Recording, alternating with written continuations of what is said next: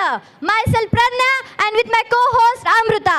The next presentation on this stage is not just a drama. It is reflection of a reality that unnoticed in our fast-moving world.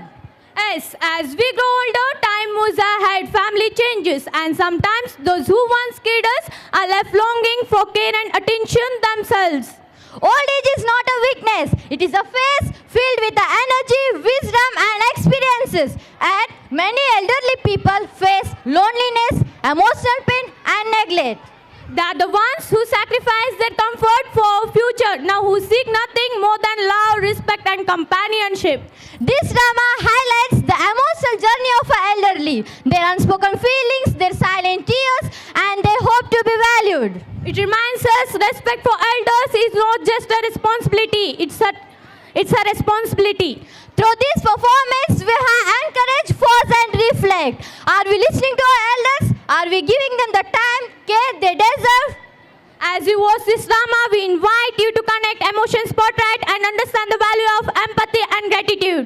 Please let this story remind us kindness and compassion are the greatest gifts we can offer in any stage of life. With thoughtful hearts and respectful round of applause. Please welcome the performers as they present Old Age Home Drama, a story that which speaks from the heart. Appu ಅಪ್ಪಿ ಎದ್ದೇಳಿ ಮಗ, ಎಷ್ಟು ಹೊತ್ತು ಮಲಗ್ತೀರಾ? ಅಜ್ಜಿ ಸ್ವಲ್ಪ ಹೊತ್ತು please. ಶಾಲೆ ಇಲ್ವಾ ಇವತ್ತು? ಹೇಳಿ ಹೇಳಿ, ಮುಖ ತೊಳೆದು ಹಲ್ಲುಜ್ಜಿ ಹೋಗಿ.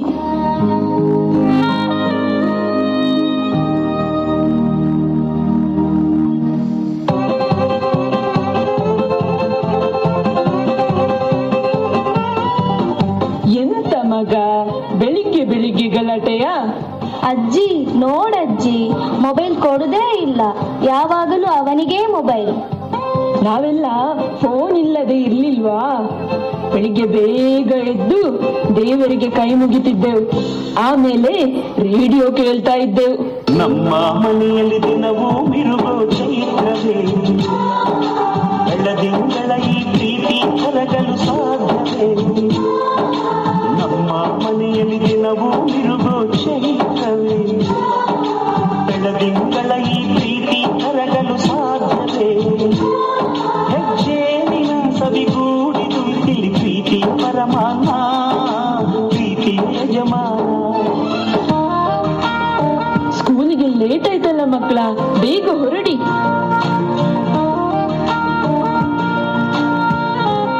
ಬನ್ನಿ ಮಕ್ಕಳೇ, ಸ್ಕೂಲಿಗೆ ಹೋಗೋಣ.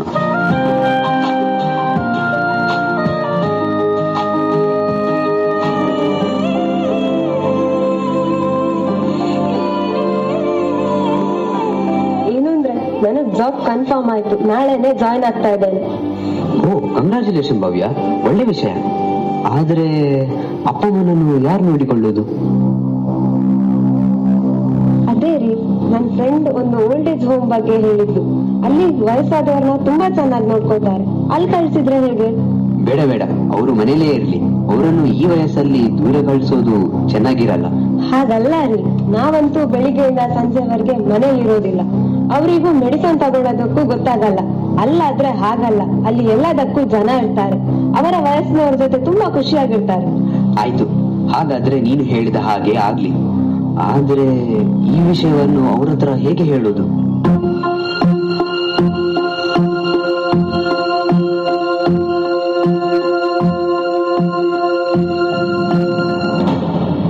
ಅಪ್ಪ ಅಮ್ಮ, ನಿಮ್ಮ ಹತ್ತಿರ ಸ್ವಲ್ಪ ಮಾತಾಡ್ಬೇಕಿತ್ತು.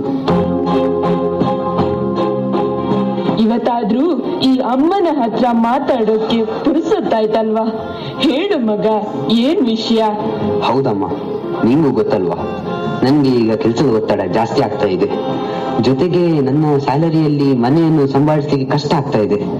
ಹಾಗೆ ನಾಳೆಯಿಂದ ಭವ್ಯ ಕೆಲಸಕ್ಕೆ ಹೋಗ್ತಾ ಇದ್ದಾಳೆ. ಹಾಗಾಗಿ ನಾನು ಏನು ಹೇಳಲಿಕ್ಕೆ ಬಂದೆ ಅಂದ್ರೆ, ನಮಗೂ ನಿಮ್ಗೆ ಬೇಕಾದ ಹಾಗೆ ಟೈಮ್ ಕೊಡ್ಲಿಕ್ಕೆ ಆಗ್ತಾ ಇಲ್ಲ. ಹಾಗೆ ನಾನು ಮತ್ತೆ ಅವಳು ಸೇರಿ ಒಂದು ನಿರ್ಧಾರ ಮಾಡಿದ್ವಿ. ಏನ್ ಮಗ? ಅದೇನಂದ್ರೆ, ಸ್ವಲ್ಪ ಸಮಯ ನಮ್ಮಿಂದ ದೂರ ಇರ್ತೀರಾ?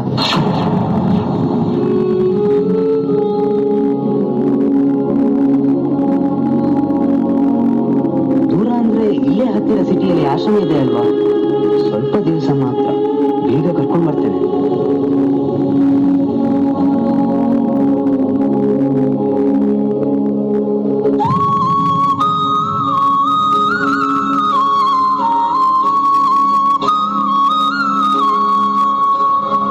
ಏನು ಹೇಳ್ತಿದ್ದೆ ಮಗ? ನಾವು ನಿನ್ನೆ ಬೇಡವಾದ್ವಾ? ನಮ್ಮಿಂದ ಏನ್ ತಪ್ಪಾಯ್ತು? ಹಾಗಲ್ಲ ಅಪ್ಪ, ಇನ್ನೂ ಒಳ್ಳೇದಕ್ಕೆ ತಾನೇ ನಾನು ಇಲ್ಲಿ ಹೇಳೋದು. ಸ್ವಲ್ಪ ದಿವಸ ಮಾತ್ರ. ಅಯ್ಯೋ, ಎಷ್ಟೇ ಕಷ್ಟ ಆದ್ರೂ ಇಲ್ಲೇ ಮೂಲೆಯಲ್ಲಿ ಉಪ್ಪು ಗಂಜಿ ತಿನ್ಕೊಂಡಿರ್ತೇವೆ. ನಿಮ್ಮನ್ನ ಅಪ್ಪು ಅಪ್ಪಿನ ಬಿಟ್ಟು ಹೇಗೆ ದೂರ ಇರೋದು ಹೇಳು? ಹೌದು ಮಗ, ನಾವು ಇಲ್ಲೇ ಇರ್ತೇವೆ. ನಮ್ಗೆ ಇನ್ನು ಏನಾಗ್ಬೇಕು? ಇಲ್ಲೇ ಆರಾಮಾಗಿ ಇದ್ದೇವಲ್ವಾ? ಹಾಗಲ್ಲ ಅಪ್ಪ, ಇದು ನನ್ನ ನಿರ್ಧಾರ. ನಾನು ಹೇಳಿಯಾಗಿದೆ. ನಿಮ್ಮ ಒಳ್ಳೇದಕ್ಕೆ ಹೇಳ್ತಿರೋ ತಾನೆ. ಕರ್ಕೊಂಡು ಬರ್ತೇನೆ, ಅಲ್ಲೇ ಬಿಡೋದಿಲ್ಲ. ಸಂಜೆ ರೆಡಿಯಾಗಿರಿ.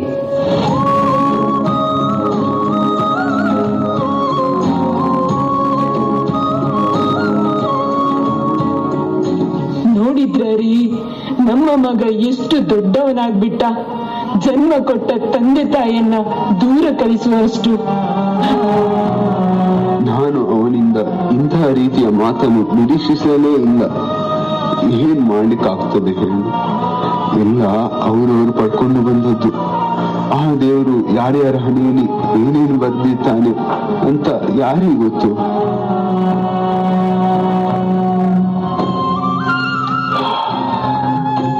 ಸಮಾಧಾನ ಮಾಡಿಕೊ.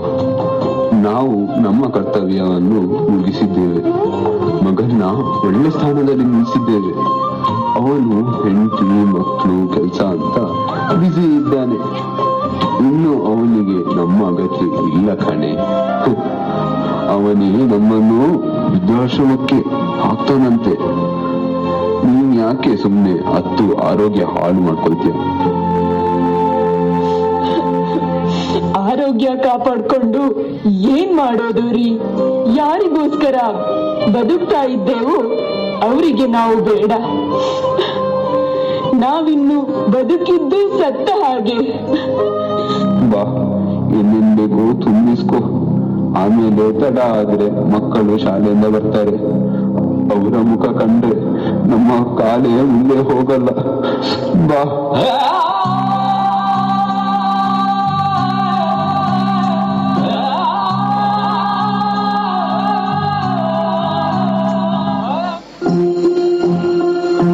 ಅಪ್ಪ, ಅಮ್ಮ, ಡೋಂಟ್ ವರಿ, ನಿಮ್ಗೆ ಇಲ್ಲಿ ಯಾವುದೇ ತೊಂದರೆ ಇಲ್ಲ.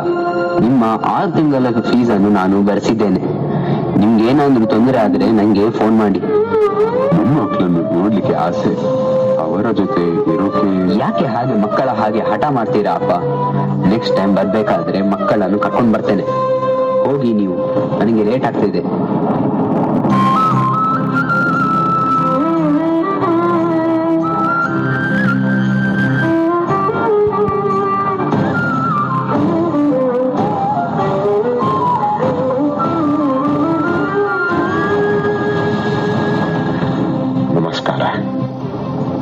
ನಾನು ಜೋಸೆಫ್, ಪ್ರೇಮಾಲಯ ಆಶ್ರಮದ ಸೀನಿಯರ್ ಮೋಸ್ಟ್ ಸದಸ್ಯ.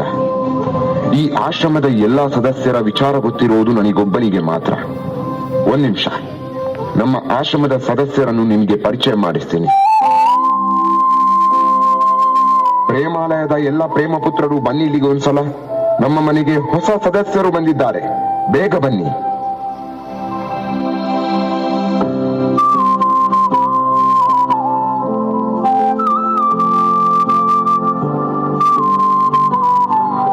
ಇಷ್ಟೇ ಅಲ್ಲ, ಇನ್ನು ತುಂಬಾ ಜನ ಸದಸ್ಯರಿದ್ದಾರೆ.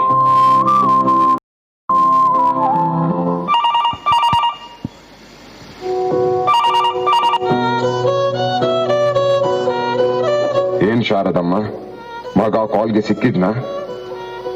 ಪಾಪ, ನನ್ ಮಗನ್ಗೆ ತುಂಬಾ ಕೆಲ್ಸ ಇರ್ಬೇಕು. ಬ್ಯುಸಿ ಇದ್ದಾನೆ ಅನ್ಸುತ್ತೆ, ಫೋನ್ ತೆಗಿತಾ ಇಲ್ಲ. ಅವನು ಬ್ಯುಸಿ ಇದ್ದದಕ್ಕೆ ಅಲ್ವಾ ನಿಮ್ಮನ್ನ ಇಲ್ಲಿಗೆ ಸೇರಿಸಿದ್ದು.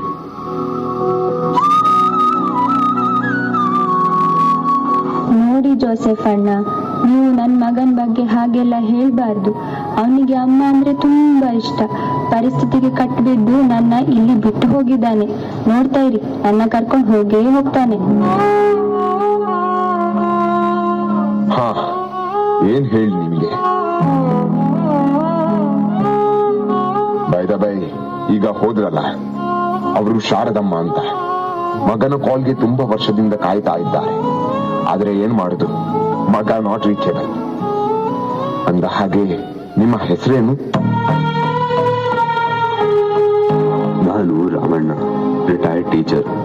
ಏನ್ ವಿಧಿ ನೋಡಿ, ಸಮಾಜದ ಎಲ್ಲರಿಗೂ ಬುದ್ಧಿ ಹೇಳಿ ತಿದ್ದಿದ್ದ ನನಗೆ ನನ್ನ ಮಗ ಬುದ್ಧಿ ಹೇಳಿ ಶಾಲೆಗೆ ಮಕ್ಕಳನ್ನು ಸೇರಿಸಿದಂತೆ ಈ ವೃದ್ಧಾಶ್ರಮಕ್ಕೆ ನನ್ನ ಹೆಂಡತಿನ ಕರ್ಕೊಂಡು ಬಂದ.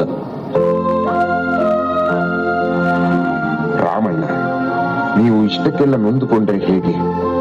ಇಲ್ಲಿ ಇರುವವರೆಲ್ಲ ನಮ್ಮ ವಯಸ್ಕರೇ. ಅಂದ ಹಾಗೆ ಇಲ್ಲಿ ಇರುವವರೆಲ್ಲ ಸಮಾನ ಮನಸ್ಕರೇ. ಸಮಾನ ಮನಸ್ಕರು ಅಲ್ಲ, ಸಮಾನ ತೊಂದರೆ ಅನುಭವಿಸುತ್ತಿರುವವರು. ಅಂದ ಹಾಗೆ ಜೋಸೆಫ್ ಅಣ್ಣ, ನೀವಿಲ್ಲಿರೋ ಕಾರಣ?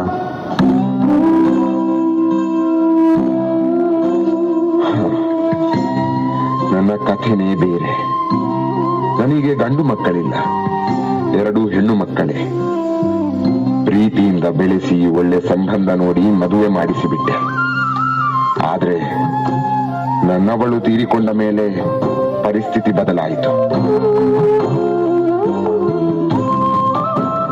ಕೊನೆಗೆ ಒಂದು ತೀರ್ಮಾನಕ್ಕೆ ಬಂದೆ.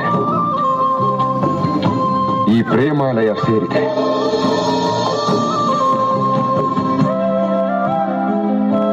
ನೀವೇ ಪುಣ್ಯವಂತರು ಜೋಸೆಫ್.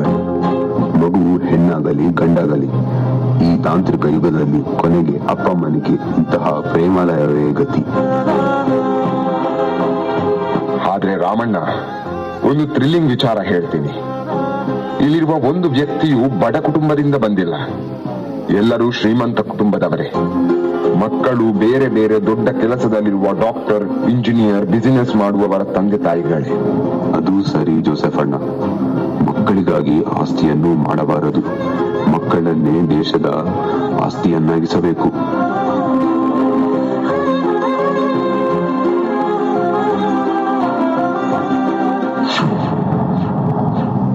ಇಲ್ಲಿರುವ ಎಲ್ಲ ಯುವ ಪೀಳಿಗೆಗೆ ನನ್ನದೊಂದು ಮಾತು. ಒಂದು ಸಾರಿ ನಿಮ್ಮ ಬಾಲ್ಯವನ್ನು ನೆನಪು ಮಾಡಿಕೊಳ್ಳಿ. ನೀವು ಸಣ್ಣವರಿರುವಾಗ ನೀವಾಡುವ ಒಂದು ನುಡಿಗಾಗಿ ನಿಮ್ಮ ತಂದೆ ತಾಯಿ ಕಾತರದಿಂದ ಕಾಯ್ತಾ ಇದ್ರು. ನೀವು ಪುಟ್ಟ ಹೆಜ್ಜೆ ಇಟ್ಟು ನಡೆಯಬೇಕೆಂದಾಗ ಎಡವಿ ಬಿದ್ದಾಗ ನಿಮ್ಮ ತಂದೆ ತಾಯಿಯ ತೋಳುಗಳು ನೀವು ಬೀಳದಂತೆ ರಕ್ಷಣೆ ಮಾಡುತ್ತಿದ್ದವು. ಆದ್ರೆ ನಿಮ್ಮ ತಂದೆ ತಾಯಿಗೆ ಪ್ರಾಯ ಆದಂತೆ, ವಯಸ್ಸು ಮುಗಿದಂತೆ, ಶಕ್ತಿ ಕುಂದಿದಂತೆ ಅವರು ಹೆಜ್ಜೆ ಇಡಲು ಕಷ್ಟಪಡುತ್ತಿರುವಾಗ ಅವರಿಗೆ ಬೇಕಾಗಿರುವುದು ಹಣವಲ್ಲ, ವೃದ್ಧಾಶ್ರಮವೂ ಅಲ್ಲ. ಅವರಿಗೆ ಬೇಕಾಗಿರುವುದು ನಿಮ್ಮ ಸಾಂಗತ್ಯ, ನಿಮ್ಮ ಪ್ರೀತಿಯ ತೋಳುಗಳು, ನಿಮ್ಮ ಪ್ರೀತಿಯ ತೋಳುಗಳು.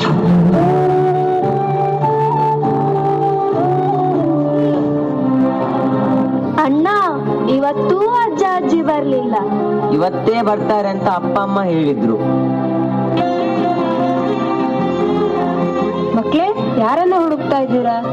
ಇವತ್ತು ಅಜ್ಜ ಅಜ್ಜಿ ಬರ್ತಾರೆ ಅಂತ ಹೇಳಿದ್ರಲ್ಲ, ಕಾಣ್ತಾನೆ ಇಲ್ಲ. ನಾವು ಸ್ಕೂಲ್ನಿಂದ ಎಷ್ಟು ಬೇಗ ಬಂದ್ವಿ ಅಂತ ಗೊತ್ತಾ? ಆದ್ರೆ ಇಲ್ಲಿ ನೋಡಿದ್ರೆ ಹೌದು, ಅಜ್ಜ ಅಜ್ಜಿ ಇರ್ತಿದ್ರೆ ಸಂಜೆ ಬರ್ಬೇಕಾದ್ರೆ ತಿಂಡಿ ಕೊಡ್ತಿದ್ರು, ನಮ್ ಜೊತೆ ಆಟ ಆಡ್ತಿದ್ರು, ಕತೆ ಹೇಳ್ತಿದ್ರು. ಆದ್ರೆ ಈಗ ಯಾರಿಲ್ಲ. ನೀವಂತೂ ಎಷ್ಟೊತ್ತು ನೋಡಿದ್ರು ಕೆಲ್ಸ ಅಂತ ಬ್ಯುಸಿ ಇರ್ತೀರಾ. ಹೌದು ಮಕ್ಕಳೇ, ಈಗಿನ ಕಾಲದಲ್ಲಿ ಜೀವನ ನಡೆಸೋಕೆ ಇಬ್ಬರು ದುಡಿಯುವುದು ಅನಿವಾರ್ಯ. ಹಾಗಂತ ಅಜ್ಜ ಅಜ್ಜಿನ ವೃದ್ಧಾಶ್ರಮಕ್ಕೆ ಕಳಿಸ್ಬೇಕಾ? ಅವರಿಲ್ಲದೆ ನಮಗೆ ಎಷ್ಟು ಬೇಜಾರಾಗ್ತಿದೆ. ನಮ್ಮನ್ನು ನೋಡದೆ ಹೇಗಿರ್ತಾರೆ ಅವರು? ನೀವು ಅದರ ಬಗ್ಗೆ ಯೋಚನೆ ಮಾಡಬೇಡಿ. ಅವರು ಅಲ್ಲಿ ತುಂಬಾ ಖುಷಿಯಾಗಿದ್ದಾರೆ. ಅವರಿಗೆ ತುಂಬಾ ಫ್ರೆಂಡ್ಸ್ ಇದ್ದಾರೆ. ಅಲ್ಲಿ ತುಂಬಾ ಚೆನ್ನಾಗಿ ನೋಡ್ಕೊಳ್ತಾರೆ. ನೀವು ತುಂಬಾ ತಲೆ ಕೆಡಿಸ್ಕೊಳ್ಬೇಡಿ. ನೀವು ಓದಿನ ಕಡೆ ಗಮನ ಕೊಡಿ. ನಾವು ಓದಿ ಏನಾಗ್ಬೇಕು? ಮಕ್ಳೇ, ನೀವು ಓದಿ ದೊಡ್ಡ ಕೆಲಸಕ್ಕೆ ಹೋಗ್ಬೇಕು. ನಾವಿಬ್ರು ಚೆನ್ನಾಗಿ ಓದಿ ಕೆಲಸ ತಗೊಂಡು ನಿಮ್ಮನ್ನು ವೃದ್ಧಾಶ್ರಮಕ್ಕೆ ಸೇರಿಸ್ಬೇಕಾ?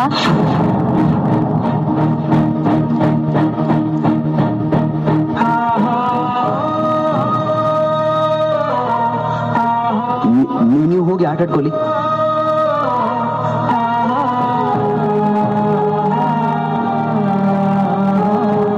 ಭವ್ಯ, ನಾವು ಯಾಕೋ ತಪ್ಪು ನಿರ್ಧಾರ ತಗೊಂಡ್ವಿ ಅಂತ ಅನಿಸ್ತಾ ಇದೆ. ಹೌದು ರೀ, ಮಕ್ಕಳು ಅಜ್ಜ ಅಜ್ಜಿನ ತುಂಬಾ ಹಚ್ಕೊಂಡಿದ್ದಾರೆ. ನಾವು ತಗೊಂಡ ನಿರ್ಧಾರದ ಉದ್ದೇಶವನ್ನೇ ಅವರು ತಪ್ಪಾಗಿ ತಿಳ್ಕೊಂಡಿದ್ದಾರೆ. ಹೌದು, ಯಾಕೋ ಮಕ್ಕಳ ಮೇಲೆ ತಪ್ಪು ಪರಿಣಾಮ ಬೀರ್ತಾ ಇದೆ. ಇನ್ನು ನಾವು ಸುಮ್ಮನಿದ್ದರೆ ಪರಿಸ್ಥಿತಿ ನಮ್ಮ ಕೈ ತಪ್ಪಿ ಹೋಗ್ತದೆ. ಬಾ, ಈಗಲೇ ಹೋಗಿ ಅಪ್ಪ ಅಮ್ಮನನ್ನು ಕರ್ಕೊಂಡು ಬರೋಣ. ಬನ್ನಿ ಹೋಗೋಣ.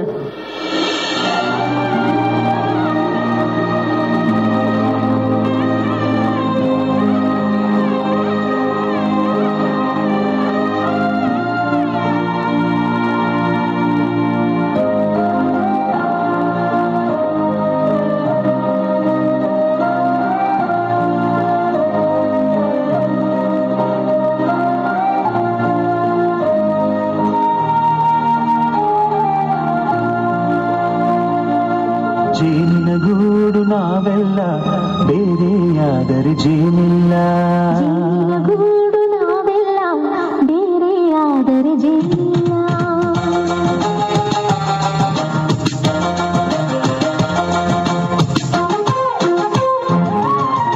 ಜೇನಿನ ಗೂಡು ನಾವೆಲ್ಲ ಬೇರೆಯಾದರೆ ಜೇನಿಲ್ಲ. ಜೇನಿನ ಗೂಡು ನಾವೆಲ್ಲ ಬೇರೆಯಾದರೆ ಜೇನಿಲ್ಲ. ತಂದೆ ತಾಯಿ ಎಂದರೆ ಕಣ್ಣಿಗೆ ಕಾಣುವ ದೇವರು. ಅಂತಹ ದೇವರನ್ನು ಮನೆಯೆಂಬ ದೇವಾಲಯದಲ್ಲಿ ಪೂಜಿಸಬೇಕೇ ಹೊರತು ವೃದ್ಧಾಶ್ರಮದಲ್ಲಿ ಅನಾಥವಾಗಿ ಕೊರಗಲು ಬಿಡಬಾರದು.